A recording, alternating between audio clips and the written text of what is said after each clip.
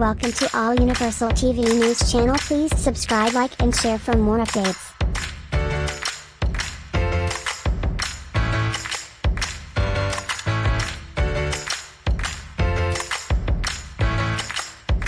మీరు గమనించినట్లయితే యూట్యూబ్లో కొన్ని ఛానల్స్ వాళ్ళు చాలా 10, 20, 30, 40, 100 వీడియోల వరకు కూడా వేస్తుంటారు, కానీ వ్యూస్ ఉండవు. ఎందుకని? వాళ్ళు వీడియో తయారు చేస్తున్నారు కానీ దాన్ని ప్రమోట్ చేసే విధానం తెలియకపోవచ్చు. వాళ్ళు ప్రమోట్ చేస్తున్నప్పటికీ దాని యొక్క అవసరం ప్రజలకు ఉండకపోవచ్చు. ప్రజలకి కనెక్ట్ అవ్వలేదేమో.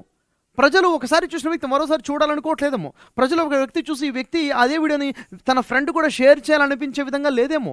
అంటే మనం చేసేటువంటి వీడియోలు ప్రజల జీవితాలకి టచ్ అయ్యే విధంగా, వాళ్ళ ఎమోషన్స్కి టచ్ అయ్యే విధంగా లేకపోతే మనం చేసే వీడియోలు కూడా వృధా అయిపోతాయి. మన యూట్యూబ్లో మనం పెట్టిన శ్రమ కూడా వేస్ట్ అయిపోతుంది. కాబట్టి ఇది చాలా ఇంపార్టెంట్ ఐడియా, మనం ఏ స్థాయిలో ముందుకెళ్ళాలి అన్నది. ఒకవేళ మీకు క్లారిటీ ఉందా? ఎస్ సార్, నాకు క్లారిటీ ఉంది, నేను ఈ విషయంలో స్పెషలైజ్డ్గా ఉన్నాను, ఇది నా ప్రత్యేకత, ఇది ప్రజల్లోకి నేను ఎలాగైనా తీసుకెళ్తాను, ప్రజలకు దీని అవసరం ఉంది అని క్లారిటీ మీకుంటే వెరీ గుడ్. వెంటనే అదే పాయింట్ని ఫైనల్ చేసుకొని సెలెక్ట్ చేసుకొని ముందుకెళ్ళండి.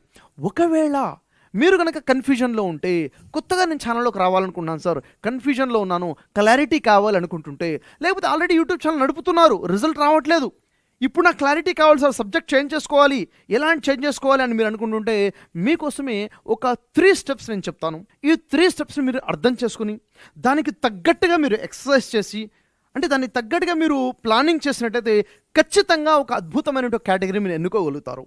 ఒక కేటగిరీ ఎన్నుకుంటారు, ఆ కేటగిరీలో ముందుకెళ్ళినప్పుడు ఫెయిల్యూర్ అనేది మీకు ఉండదు, ఖచ్చితంగా సక్సెసే ఉంటుంది.